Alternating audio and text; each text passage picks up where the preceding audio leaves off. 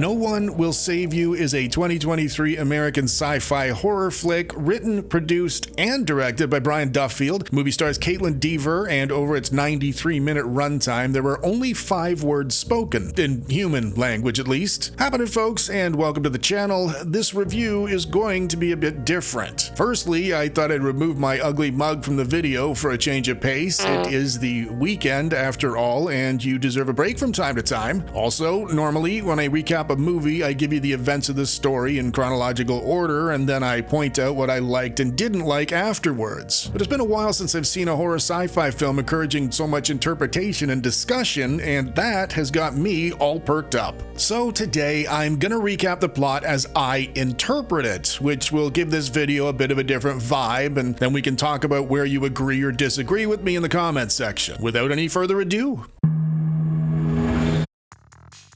this movie opens with Bryn Adams demonstrating, not telling us, she has issues with social interaction, and she shows us this by going through a practiced routine of smiling and waving at people in the mirror before she leaves the house. When she does get outside to mail some clothing we can assume she's sending to a customer, she spots a peculiar circular burn mark on her lawn, so she throws some water over it. At the first opportunity, she waves at one of her neighbors, and the neighbor rudely turns his back on her. Now she's driving through town, she keeps her face partially covered, and when she gets to the mailbox, she parks as close to it as she possibly can before speeding through the process of mailing the parcels. Then the tombstone she sits next to tells us her mother's been dead for a couple of years. Again, when she's leaving the cemetery, she offers the same practiced, unreciprocated waves we can assume are a staple in her daily routine. Then she ducks behind a car to avoid being seen by a police officer and his wife. Her face tells us her actions are motivated by some kind of pain. Back at home, she writes a letter to somebody named Maud Collins, whose parents she just avoided. Then the courier arrives with something she's clearly excited about receiving, and he shows his lack of respect for her in the way he manhandles her parcel. Back inside, the familiarity of what we can assume is her safe space, she dances and has a drink and continues her letter to Maud, referencing the fact she can't believe it's been 10 years. We don't know what happened 10 years ago yet, but we do know she ends the letter with, "I don't think I'll ever forgive myself." The aesthetic would have you thinking this movie's set quite a while ago. She has a rotary phone and a Polaroid camera. Even her music is a throwback to a different era. But the numbers on the gravestone tell us this is modern day. That tells us Bryn's clinging to some aspect of her past. That night, she tucks herself into bed, and the inciting incident hits at the traditional 10-minute point. But rather untraditionally and unexpectedly, given the setup, the inciting incident comes in the form of an alien invasion. And not just to the planet, but to her house specifically. She runs and hides under her bed and waits it out with a panicked, tear-soaked face until the alien leaves through her bedroom window. And I'll direct your attention to the fact she's reacting the way the rest of us would in this kind of unprecedented situation, like a human being, and not like a Marvel superhero. The alien returns and explores the kitchen, and when it peeks its head over the fridge door to check Bryn out, it kicks off an action sequence that essentially continues uninterrupted until the end of the movie. When I say action sequence, I've never seen Tom Cruise take a full door in the face like this. When the alien grabs hold of her telekinetically and drags her back in front of him, she spins around somehow and drives a section of one of her models into its head, killing it. This seems puzzling for me, given she was under its control physically. Her feet weren't even touching the ground. It's difficult to determine whether or not she drove the object into its head, or if it inadvertently did it to itself. Her face would lead you to believe the latter, but that's just speculation on my part. She sits stunned in the same spot on the floor until the next morning, when she finally realizes there's shards of glass in her feet. And again, this is a filmmaker showing you things, not telling you. The fact she let a chunk of glass sit in the sole of her foot overnight paints a very clear picture of the trauma she's currently shouldering. She tries going for help, but her car won't start, which is probably a result of all the previous night's electrical interference. So she hops onto her bike instead, and it becomes immediately evident the aliens have been wreaking havoc throughout the entire town. When she sees the circular burn marks on everyone else's lawns, she puts 2 and 2 together, and the reality of the situation settles in. When she gets to the police station, she comes face to face with Maud's parents, which is the couple she ducked behind the car to avoid earlier. Maud's mother spits in Bryn's face, and her father, a police officer, scowls at her. This gives weight to the movie's title for the first time. As a writer, whether it's for stage plays or novels or movies, your job is to put your character through hell. The character getting through true hell is literally what we're there to watch. In this movie, Brian Duffield wrote Bryn through a lifetime of hell before the story even started, and then he chucked an alien invasion at her shortly after we're introduced to her, and I think it's fucking brilliant. Without any better ideas, she throws on sunglasses and a hat and hops onto a bus to literally anywhere else. And you can see the notion of anonymity in some other towns starting to appeal to her immediately. But before she can even settle into a nap, the aliens take over the courier who happens to be at the back of the bus. Before she knows it, half of the bus is trying to drag her off somewhere. She puts distance between them, but she inadvertently ends up at her friend Maud's grave, who apparently died about 10 years earlier. But this script is tightly written, and she's given no time to reflect as the skies fill up with otherworldly clouds, marking the start of a full-scale alien invasion. As she passes the neighbors who routinely turn their backs on her, we see they've all been taken over as per the squirming bulges in their throats. But for the time being, they seem content enough leaving her alone and reaching out in praise to the mothership above, which suggests the aliens probably aren't here simply to destroy everything. She heads back home where the gray intruder's still dead on the floor, except it appears something's crawled out of its mouth and left the house. She doesn't find anything at the end of the trail, but from what we've just seen of her neighbors' throats, we can assume there's probably something going on in the way of a parasite. This story's following a fairly traditional structure, so when we hit the 42-minute point, we watch young Bryn decide to start acting instead of reacting to the situation. She preps the house for the next wave of attacks, and the instant she's finished, they come a-knockin' for their fallen colleague. And once they've extracted them, a new alien goes in to check things out, and this one's calm and curious and communicative, even though she can't understand it. After it forcibly removes a framed photo of her and Maud from her hands, she escapes upstairs where a smaller, nastier alien's waiting to pounce on her. And it gives the impression of an army grunt sent in to take her down, likely in response to her dispensing so handily with the previous alien. And when it attacks her, she hooks its elbow with her arm and sinks her teeth into it. And that buys her time to make it into the kitchen where she has pots of boiling water waiting for it. And after they tussle in the kitchen, the alien corners her down another hall. And once she's pinned down, it presumably relays the updated status back to the mothership with these hand signals we see throughout the film, which seems similar to some kind of telekinetic aircraft marshalling. But given these aliens are very much alien to Earth, it doesn't take into account the fact Bryn can just close a door over behind her, which is a fantastically subtle touch. Typically, when humans interact with aliens in movies, even movies that are done properly, they seem to inherently know how to interface with the environment, even though it should be as alien to them as they are to us. And yet again, when this alien batters and bruises her, she fights back and kills it and escapes out the window. But right away outside, there's a giant, spindly, Tim Burton-style alien coming over her neighbor's house to get her. When she turns to run away, she's immediately overpowered by the courier, who's still being driven by whatever the aliens have stuffed down his throat. He drags her by her hair towards the mothership while the giant alien relays another status update with more of the aircraft marshal signals. And just as they're about to beam her up, she kicks herself free from the courier and he's pulled up into the tractor beam where he's ultimately rejected at the last minute. And that leads to another chase scene resulting in her killing yet another alien attacker. And she's filthy and terrified and exhausted. And I mention this because it drives home the realism. Her hair's not perfect. She's not tossing witty quips at the antagonists. She's crying and she's exasperated. And that makes her sympathetic to us. We care what happens to her. This marks the end of the first hour and she thinks everything's over, but it all kicks off again immediately. So she runs back to her house and she hides in her studio where yet another alien shows up, only this one appears to be in charge. It inspects the room closely, paying particular attention to the photos of Maud and Bryn as kids. When she sneaks up on it from behind, assuming it'll be like the others, it puts her through a wall with a simple twitch of its fingers. And that confirms these aliens aren't here to destroy us in any traditional sense because they have the ability to do it in the tips of their fingers, and they haven't. She ends up frozen against the ceiling with a red beam, and the boss alien regurgitates one of the parasites we see active in the throats of everyone else taken over by them. And once it gets in, she wakes up in her bedroom, where the overall aesthetic has softened, she's cleaned up, her injuries are gone, her bed's fully made, the camera filters bring a dreamlike aura to the entire house, so we know whatever this is, it's not real. And the adult version of her childhood friend Maud comes in the front door, and it knocks Bryn on her ass. Maud's face never comes fully into focus because, of course, it can't. There is no adult Maud. This is a representation created to allow Brynn the opportunity to alleviate some of her guilt by apologizing. And she does apologize, but not to Maud. When she clues into what's going on, she apologizes for not accepting the superficial offering, and she pulls the parasite from her throat. She crushes it in her hand. And that decision brings the wrath of the mothership, who were probably operating under the assumption she'd accept the fake virtual existence as quickly as her neighbors seemingly have. She escapes again to the forest, and now that the aliens realize they can't buy Brynn with simple illusions, they put her through one final test with an exact clone of herself. In this particular context, the clone represents everything she's clinging to. It is her as she sees herself. You might say, given the clone drives a knife into her, this scene's telling us the aliens believe she is her own worst enemy. If she were to lie down and die from the injury, you could further suggest she'd chosen to accept defeat at her own hands. Or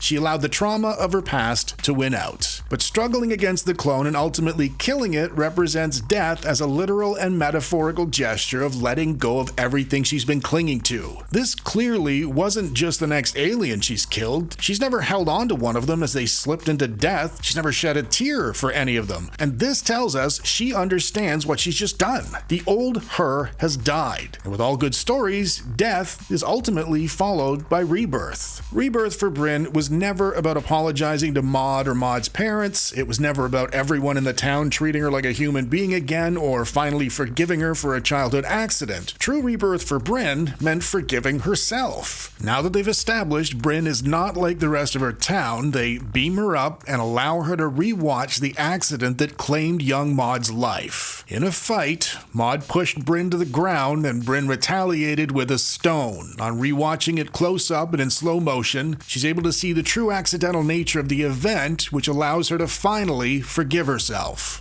When she's released from the ship, she feels elation in what she's just gone through. She lays on her back, gazing up at the sky and the lights in wonder, the way a newborn child might. The film closes in a life-sized version of her town's diorama. Everyone else is there with her too, but as per their throats, they're all being puppeted by the parasites. And if you're not sure why, you just need to examine their collective behavior over the last decade. People incapable of forgiving a child for an accident would also be incapable of meeting the alien criteria for what they clearly constitute makes a good person by their own standards. If you accept my suggestion they're not here to destroy humanity, but they are staying, it's only logical they'd choose to coexist with the finest of us, the ones they could learn from. Given the scale of the ships in the sky in the final shot, we can assume this was a global phenomenon. We can also assume there were many others like Brynn who passed the test and are permitted to live out their lives with the new alien overlords. For now. Anyways. As always, thank you very much for watching the video. If you've seen the film, let me know if you agree or disagree. And until next time, folks.